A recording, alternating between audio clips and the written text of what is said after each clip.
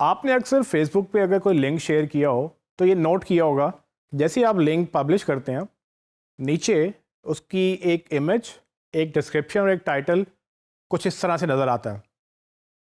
ये जो प्रीव्यू है बेसिकली ये फेसबुक की कोशिश है कि वो जहाँ से भी आप लिंक कॉपी कर रहे हैं उसको जब आप फेसबुक के ऊपर पेस्ट करें तो उसको ज़रा ब्यूटीफाई करके, यानी कि अच्छा करके दिखाएं।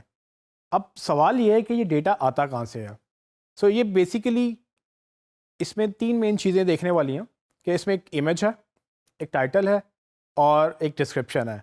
ये तीनों चीज़ें असल में फ़ेसबुक खुद आपकी वेबसाइट से पिक करता है और इसी मकसद के लिए फ़ेसबुक ने मेटा टैग्स की तरह अपना एक मेटा टैग्स का पूरा सिस्टम लॉन्च किया जिसको उसने ओपन ग्राफ का नाम दिया।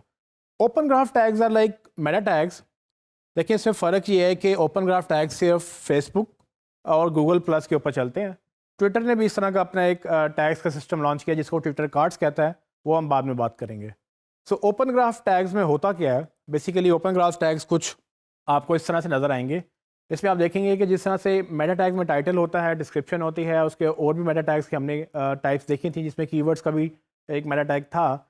इसी बेस पर फेसबुक इन टैग्स को रीड करता है। इसमें और रेगुलर मेटा टैग्स में फ़र्क ये है कि ये open graph tags basically social media tags कहलाए जाते हैं और सोशल एसईओ के नाम से भी कुछ लोग जानते हैं इसको। ये सिर्फ और सिर्फ फेसबुक पे काम करेंगे और गूगल प्लस पे काम करेंगे। जो टाइटल ओपन ग्राफ में लिखा होगा वही टाइटल आपको फेसबुक में जब आप कॉपी करेंगे वो लिंक, या आपको कोई कस्टमर कॉपी करेगा वो लिंक, उसको नज़र आएगा। अब प्रॉब्लम ये क्या प्रॉब्लम थी और क्या सोल्यूशन था? तो प्रॉब्लम ये थी कि जब आप टाइटल लिखते हैं गूगल के लिए जो रेगुलर टाइटल होता है उसमें आप कीवर्ड्स ज़्यादा से ज़्यादा यूज़ करने की कोशिश करते हैं। अक्सर कीवर्ड यूज़ करते हुए सेंटेंस का स्ट्रक्चर या ग्रामेटिकली वो प्रॉपर नज़र नहीं आता।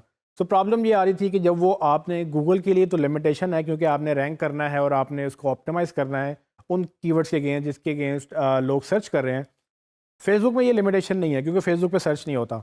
अब फेसबुक के ऊपर भी वही टाइटल नज़र आना वो लोगों को थोड़ा सा बुरा लग रहा था। और इसका हल उन्होंने ये निकाला फेसबुक ने कि उन्होंने अपने पूरे के पूरे एक ओपन ग्राफ का सिस्टम लॉन्च किया जिसके तहत उन्होंने वो टैग्स अनाउंस किए जो फेसबुक और जो बाकी सोशल मीडिया चैनल्स हैं वो पिक करते हैं। तो ये कंसोर्शियम बन गया ओपन ग्राफ का कि ओपन ग्राफ टैग्स आप वेबसाइट वाले एक दफ़ा डिस्प्ले करेंगे और जितने भी सोशल चैनल जो ओपन ग्राफ को सपोर्ट करते हैं वो उसको वही डेटा रीड करेंगे।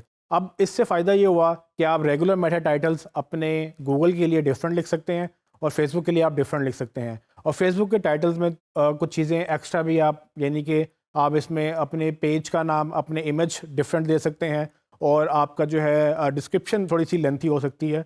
गूगल में हमें पता है कि वो 150 कैरेक्टर्स, 155 कैरेक्टर्स तक मिनिमम या मैक्सिमम 300 कैरेक्टर्स तक हम जा सकते हैं। इसमें आप कुछ ज़्यादा भी लिख सकते हैं, 200-400 कैरेक्टर्स के ऊपर भी आप जा सकते हैं।